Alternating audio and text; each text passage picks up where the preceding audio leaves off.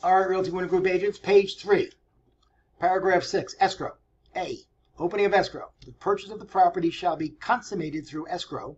Opening of escrow shall take place by the end of 1 business day following the date of acceptance of this agreement. Here is where you have to put in information. All of these areas that you see that are grayed out are going to be blank when you fill this out, like I mentioned earlier. So this is where you're going to put in information. This will be on the cheat sheet that we give you, okay? We always want you to put Rock Title as the title or escrow company, and we want you to put one of Rock Title's escrow officer's name in here. In this case, I used Rock Title with Laura Moran, escrow officer, or any other such escrow officer as the escrow company may assign. Opening of escrow shall occur upon escrow company's receipt of fully accepted agreement. Escrow holder is instructed to notify the parties through their respective agents of opening date and escrow number. B, earnest money.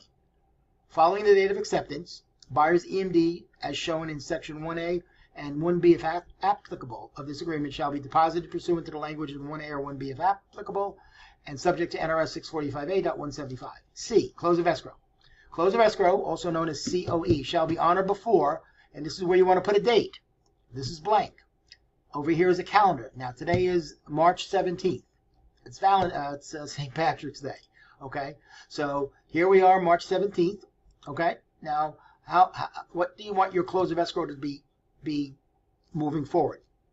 10 days, 20 days, 30 days, 40 days, 2 months? Okay, we recommend between 30 and 45 days. So if this is March 17th, I'm going to go across to April, and I'm going to close April 29th. That's give or take 6 weeks. Okay, so that once you hit the calendar, you click 429, that will populate into this spot right here. If the designated date falls on a weekend or holiday, COE shall be the next business day. You never want this to be a Friday, gang, okay?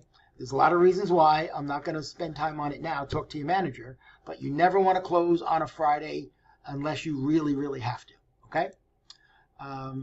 D, IRS disclosure. Seller is hereby made aware that there is a regulation that requires all escrow holders to complete a modified 1099 form based upon specific information known only between parties in this transaction and the escrow holder.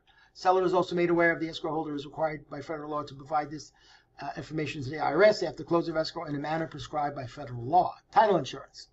This purchase agreement is contingent upon the seller's ability to deliver good and marketable title as evidenced by a policy of title insurance naming the buyer as the insured in the amount equal to the purchase price furnished by the title company identified in section 6A. Said policy shall be in the form necessary to effectuate marketable title or its equivalent and shall be paid for as set forth in 9A. 8. That is another big one. Buyer's due diligence. Buyer's obligation is or is not conditioned upon the buyer's due diligence as defined in section 8A below. It's never is not. It is always is. No matter what your buyer says, you're going to have a due diligence period, okay? This condition is referred to as the due diligence period. If checked in the affirmative, sections 8A through C shall apply, which is below, okay? Otherwise, they do not. Buyer shall have blank calendar days, not business days, calendar days. So the weekends count. You have to put a number in here. We recommend you put in 10. Now, you could put in 15. You could put in 7. 10 seems to be the sweet spot, okay? So the buyer shall have 10 calendar days following the date of acceptance of the RPA, as defined in section 24 herein, to complete the buyer's due diligence. Seller agrees to cooperate with buyer's due diligence.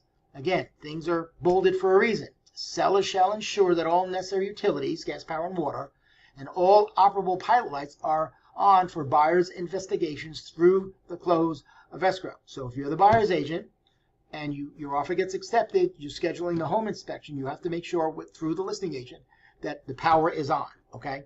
What's so important about this paragraph 8, gang, is that within those 10 days, a couple of things can happen. First of all, your buyer could cancel for basically any reason. Talk to your manager about that. But the main thing we do in those 10 days is the home inspection. So it's very critical that the day after you get the deal accepted, you schedule the home inspection as quickly as possible. Okay, in the perfect world, your offer gets accepted March 1st, you do the home inspection March 2nd, you get it back by March 5th, and you send the request for repairs to the listing agent on March 6th. So you did it within 6 days of the 10. okay? You don't want to send it to the listing agent on day 9 or 10. It's really not the right thing to do because technically you're not giving them a lot of time to respond to it. So, but talk to your manager. You'll take a lot of training classes on the due diligence period, but we typically want you to put 10 days, okay? And then the remainder of page 3 talks about the property inspection and condition. During the due diligence period, buyer shall take such action as buyer deems necessary to determine whether the property is satisfactory to the buyer, including but not limited to whether the property is insurable to the buyer's satisfaction, whether there are unsatisfactory conditions surrounding the otherwise affecting the property, such as location, flood zones, airport noise, noxious fumes or odors, environmental substances or hazards, whether the property is properly zoned locally onto freeways, railroads, places of worship, schools, golf courses, etc., or any other concerns buyer may have related to the property. Basically, again, during those 10 days, your buyer should be doing lots of homework. If they're concerned about the school system, you should have helped them with CCSD. If they're worried about crime, you should have referred them to a Metro website, Las Vegas Metro Police Department, okay? So in these 10 days, they have to do a lot of their homework to make sure this is the house they indeed want to purchase, okay?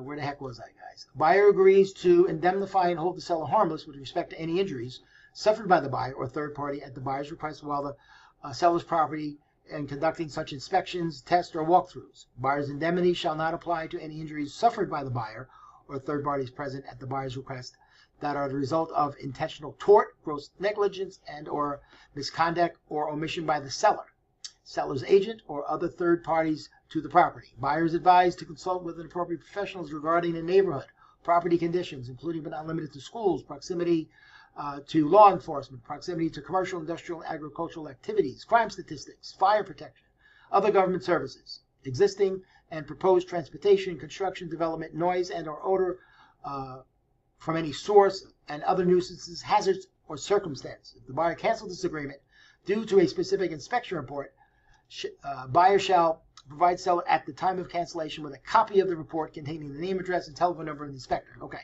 all of this says, gang, and again, in case you're wondering who created this form, or any of our forms, is an attorney. I'm not an attorney, okay? So that's why I like reading this kind of quickly. It kind of hurts my head. But it's important that you understand what your buyer can do during the 10 days to ensure that they want to move forward with the property, okay? Number B, buyer's right to cancel or resolve objections. If the buyer determines in the buyer's sole discretion that the results of the due diligence period are unacceptable, buyer may either, 1, no later than the due diligence deadline, referenced in Section A, cancel the RPA by providing written notice to the seller, whereupon the buyer is entitled to a whole refund of the EMD referenced in Section 1A, by a fully cooperated and executed cancellation, escrow instructions, and the release of buyer's funds through the reserved right to cancel pursuant to the provision NRS 645A.175, or 2, no later than the due diligence deadline referenced in Section 8, resolving in writing with the seller any objections buyer has arising from the due diligence period. Meaning, the buyer can cancel as long as they do it within the 10 days. If they do it on day 12, they're too late to cancel and get their EMD back during the due diligence period, okay? And last but not least, C, failure to cancel or resolve objections. If the buyer fails to cancel the RPA or fails to resolve in writing with the seller any objections buyer has arising from the buyer's due diligence period as provided in Section A, again, in bold letters, buyer shall be deemed to have waived the due diligence condition. Again, 10 days, get all this thing done, get all of this done, all of your homework, all of the research by your buyer, but most importantly is get the inspection done, okay? Your buyer will initial at the end of page 1 and 2. I think I skipped that on page 1 and 2. My apologies, okay? And then each party acknowledges that he or she has read, understood, and agrees to each and every provision of this page unless a particular paragraph is otherwise modified by an addendum or counteroffer. Your buyer's name will go here. Your buyer will initial this. Here's the address, and when it goes to the seller will initial at the bottom of each page.